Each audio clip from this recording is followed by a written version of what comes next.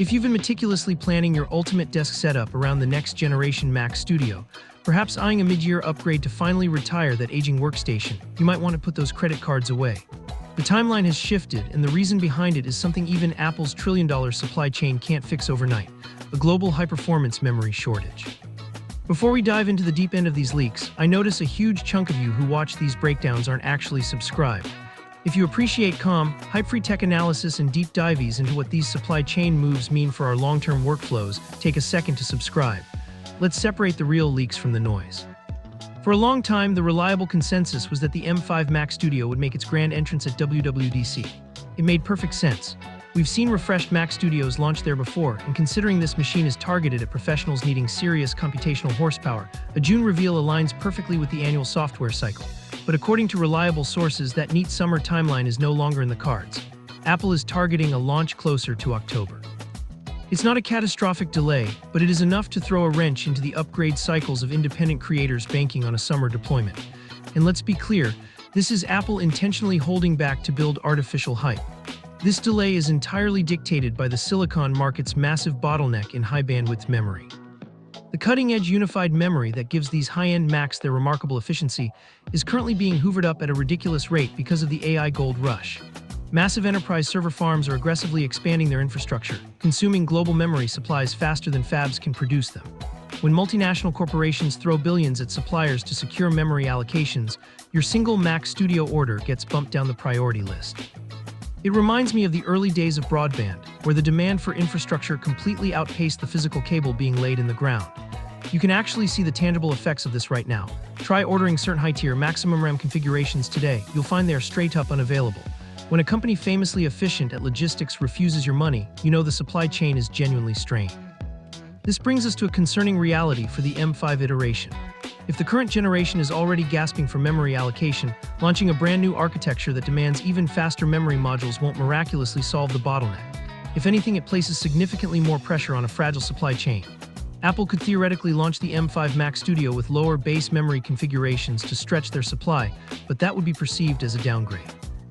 The far more realistic scenario is that when this machine launches in October, it is going to be exceptionally difficult to get a hold of, particularly if you're speccing out the top-tier Ultra models with maxed-out unified memory.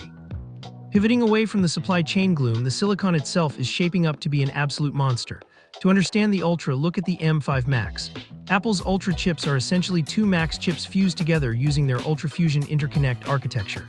This means whatever performance metrics we observe in the M5 Max, we can effectively double for the Ultra.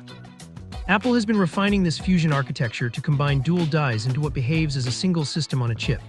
Think of it like taking two distinct top-tier engines and mechanically syncing them to drive a single transmission seamlessly. It allows Apple to scale processing power to workstation levels while retaining the ridiculous power efficiency that Apple Silicon is known for, avoiding massive thermal throttling. Those of us who remember the days of dual-socket Intel Xeon towers, machines that doubled as space heaters, know how revolutionary this power-to-thermal ratio truly is. To put concrete numbers to this, recent benchmark leaks for a 16-inch MacBook Pro running an 18-core M5 Max yielded a multi-core score of roughly 29,233. For context, the current M3 Ultra, a dedicated desktop processor boasting a massive 32 cores, averages around 27,726 in that exact same test. We are at a point where a laptop chip comfortably outperforms a 32-core desktop workstation processor from just a generation ago. It translates to the M5 Max being about 5% faster than the M3 Ultra in heavily threaded tasks. You are getting superior performance from a chip with half the core count, running on battery power.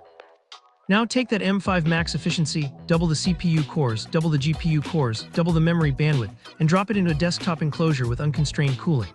The M5 Ultra is going to absolutely chew through 8K raw timelines and heavy local language models. There have been whispers that Apple might alter how they structure these chips, perhaps decoupling the CPU and GPU configurations to give buyers granular control. It would be a dream for professionals needing massive CPU grunt without paying for graphics. However, looking at the historical trajectory, I wouldn't hold my breath.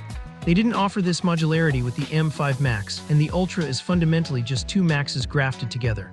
What you see is likely what you will get. As for the physical design, I advise against expecting radical changes. Apple nailed the thermal acoustics and the I/O layout of the Mac Studio from day one, and they are notoriously stubborn about redesigning desktop enclosures that already serve their purpose. After all, the previous Mac Mini went over a decade wearing the exact same aluminum suit. There is a rumor floating around about a space black colorway. A stealthy matte black Mac Studio would look incredibly sharp sitting next to a matching Pro Display XDR. But at the end of the day, professionals buying this hardware don't prioritize aesthetics over reliability. It's a tool. It sits there and it quietly dismantles whatever heavy workload you throw at it. So what's the smart play here? If you're still lingering on an Intel-based Mac or even a first-generation M1 machine, waiting for October makes tremendous sense. The delta in performance and overall bandwidth will be staggering. However, if you're running an M3 Max or an M4 class machine, the decision is highly dependent on your specific bottlenecks.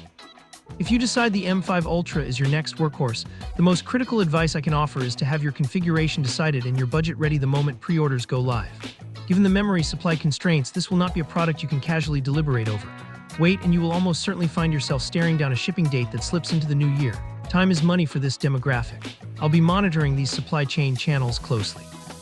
What are your thoughts on this delay? Drop your comments below, hit subscribe, and I'll catch you in the next Breakdown /.